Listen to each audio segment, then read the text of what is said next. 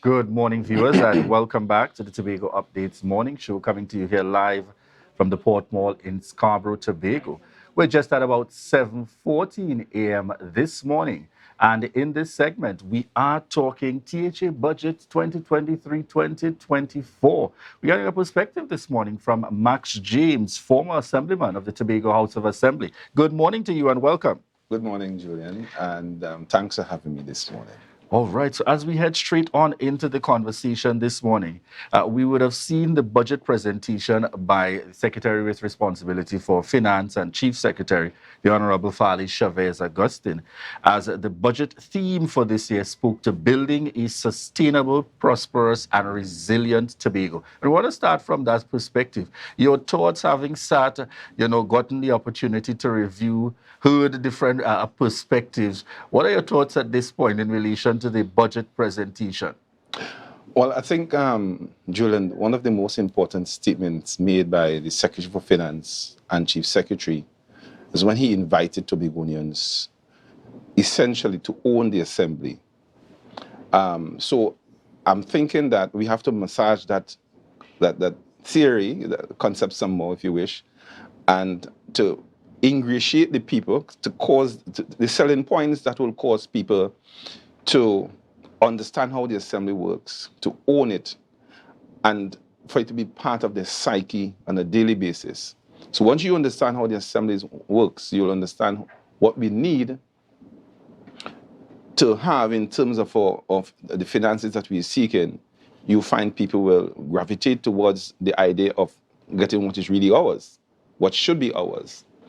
I think, however, until that statement made by the Chief Secretary, that we haven't sold the case well enough.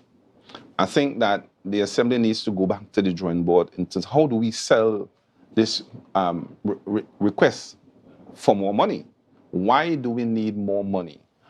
And so I think that the population here in Tobago in particular, as well as those in the diaspora in Trinidad and internationally, I think the Chief Secretary and his team, they need to sell the case a lot better. So how do we do?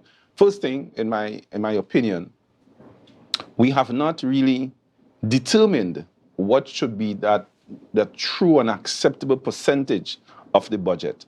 Now, we tend to aspire to 6.9, but is that really what we really want? We know we don't want that, certainly, but should it be 20%? Should it be 30%? Should it be 40%? Or should it be all of what Tobago produces in terms of our hydrocarbons around us? So that discussion needs to start in earnest, in my view, and a real and concerted effort to monetize what we have. So we should be able to tell Tobagonians for certainty, this is what we have. We have guesstimates, we have figures put up around Tobago on billboards. And it's a near estimation, a good estimation of what we have. But we want to engage the high school students. It must be taught in our history books, it must be taught in our high schools and perhaps even our primary schools. It must be taught in our community centers. It must be taught in our village councils. This is what Tobago produces, because there's a historical background to it, where they will say not castor oil. And what it is that we're making all this noise for. Trinidadians believe that we don't have anything. So I think that a significant and robust discussion must take place from now, and what this juncture, so to tell our people here in Tobago and those who are living outside of Tobago, this is what we really have, Trinidadians also need to know what we have. Because every year we make the case and they're saying, but this Tobagonians making noise. So I think that we have not done sufficiently or enough to explain to our people what we truly have and why we are asking for more.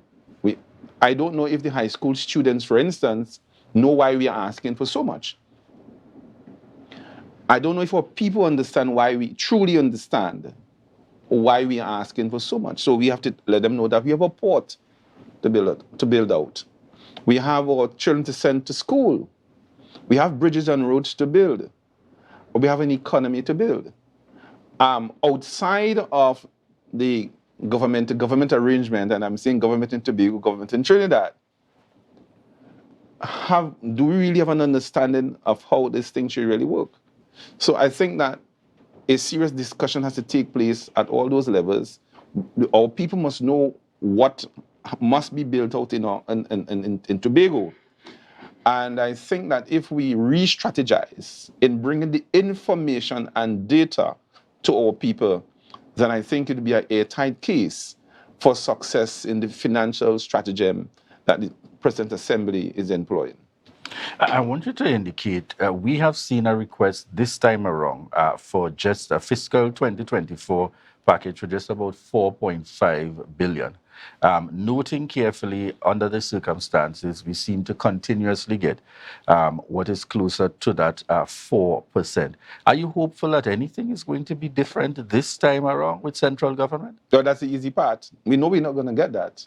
And therefore, hence, I took the minute or two to get the people on our side in terms of understanding why we will not get so much money. Remember, the law is against us. The courts, even the courts are against us. The business class in Trinidad is against us. The PNM is against us. The Prime Minister is against us. We are locked in.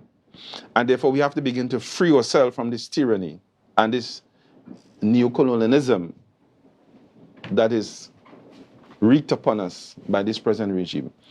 It is mind-boggling when I listen, I switched him off eventually because I realized he doesn't make sense any longer. That's the mandatory leader.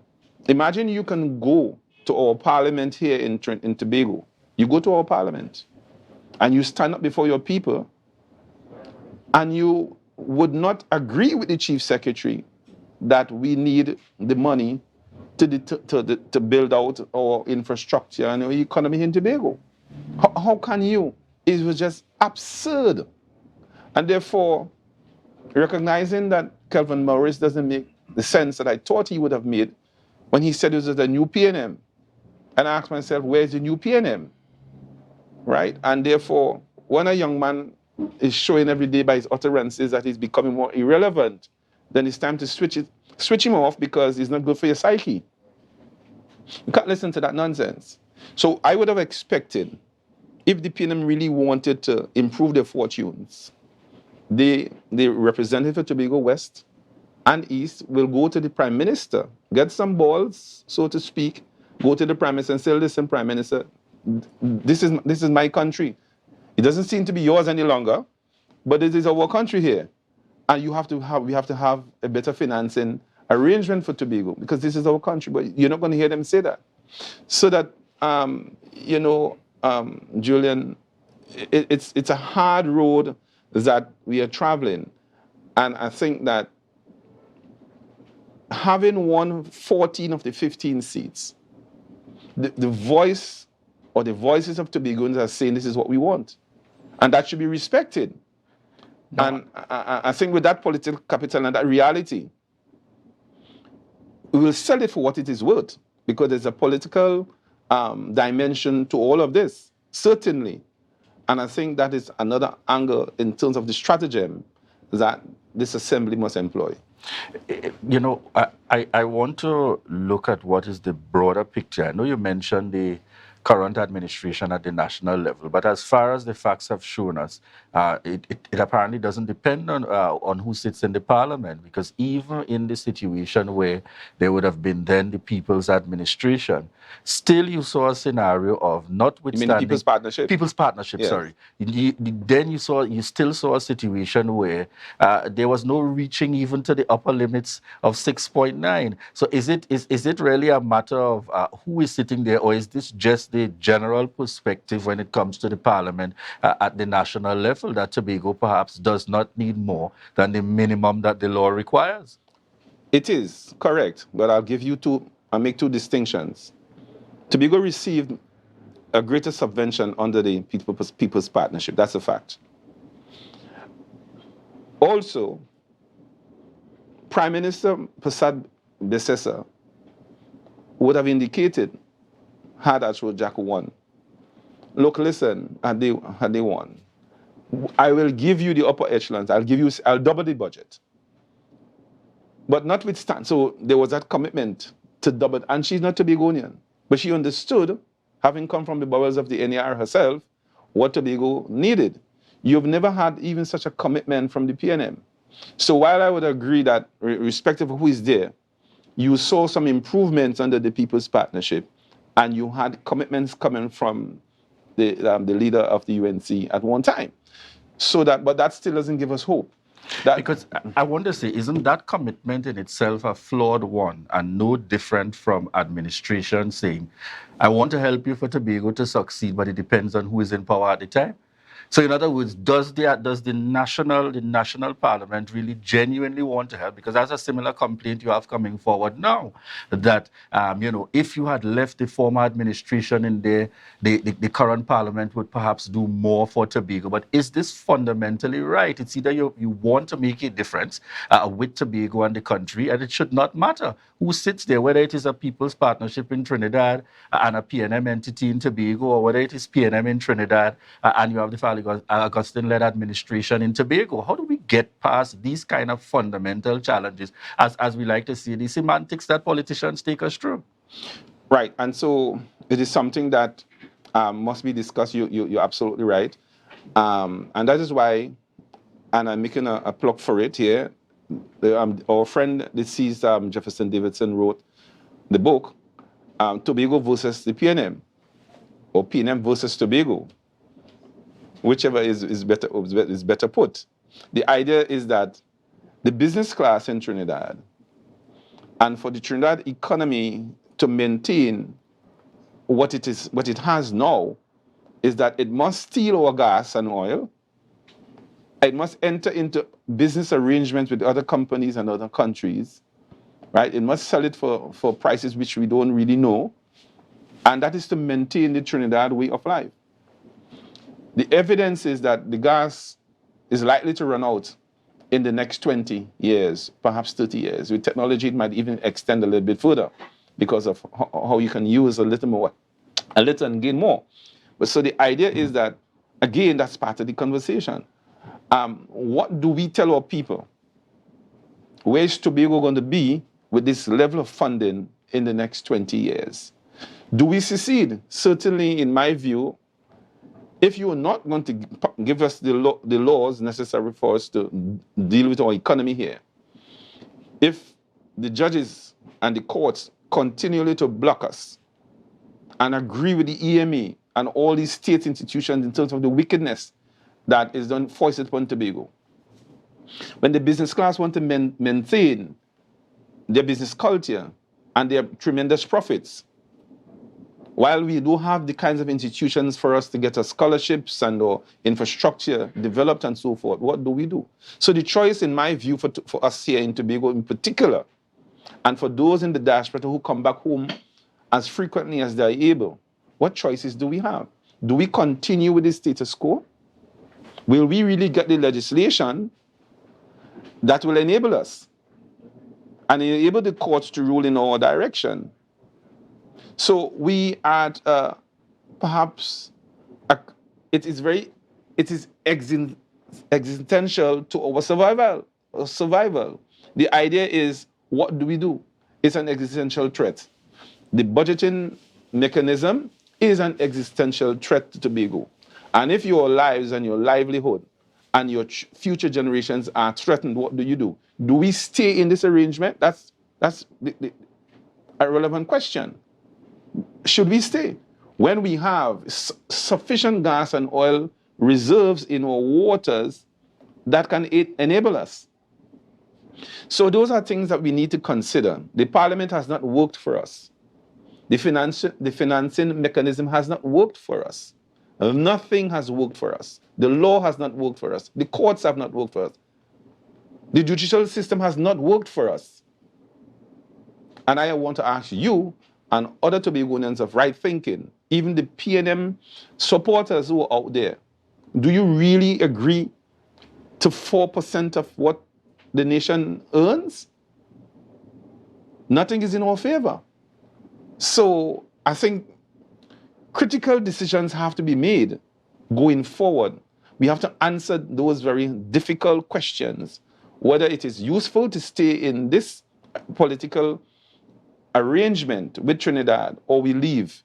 Because I don't see in the foreseeable future that is going to change, and change in a way is that makes us comfortable. The returns from Trinidad are not comfortable. I know a former chief secretary would say for every budget, well, I'm not uncomfortable with it. And then he will say, that's over London. Then he'll say, I'm comfortable. But you haven't seen anything happen. What you've seen over the last 15 years or so in particular is certain families in the business class in Tobago getting all of the wealth. And the small business people are not getting anything. It's not filtering down to the man in Roxborough, Charville, and Belgarden, and Canaan, but a few contractors. And then you have somebody in high office saying, pay this. 1/3 of your budget now must go towards paying particular contractors. So you give us money in a budget, we plan, and then you say, you see this $700 million that is owed, find a way to pay it off. And then you see, I'm going to send you $100 million to pay a particular contractor. So what do we do in Tobago? So even the regular man in the street, they say, we're getting fight down. So one of the things I want to get your perspective on very quickly, beyond the conversation of hoping that at the national level that there is more, what kind of real efforts do you see as necessary on the part of Tobago in terms of advancing the drive and the focus on our growth and development as an island? Let us begin by reading the book Tobago versus PNM versus Tobago. Let us have real conversations as to our worth in the secondary schools. Let us have real conversations on the ground in our community centers as to what we have out there and what is being done. Let us have a real conversation, Julien, as to what should be that, if you wish, upper echelon of our financing arrangements here in Tobago. We don't know. Let us monetize what we have outside there, because we don't know for sure. We know it's a lot. We know it can sustain us. But if you are to stay in this political arrangement, we must know. And I think the Chief Secretary is well advised to let us know and to do the research, and so he can speak to the people in a particular kind of a way. So I think that is a need to know where we are. How much money will we need? Let us know to finance all these things that we want to finance. Even the grant financing is not enough. The public-private partnership arrangements perhaps may not be enough. But we prefer to spend from what we have. And we must know what we have. So we could tell the world confidently, this is what Tobago has. We want it rightfully belongs to us and our generations and for posterity. This is what we have, and this is how we want to spend it. This all is nonsense about Tobago doesn't have enough. And why they're asking for should be a conversation no longer in our environment, in our space, as we like to say these days. Right? So I think the stratagem should be reworked. And we have to own our assembly, as the Chief Secretary has indicated. It's a good psychological stroke. And I think that we need to move on from there and have a real conversation as to what we have, what we're likely to have, how we will spend it, all that is ours. Otherwise, I am for a secession. I'm done with talking, Julien. It's not working.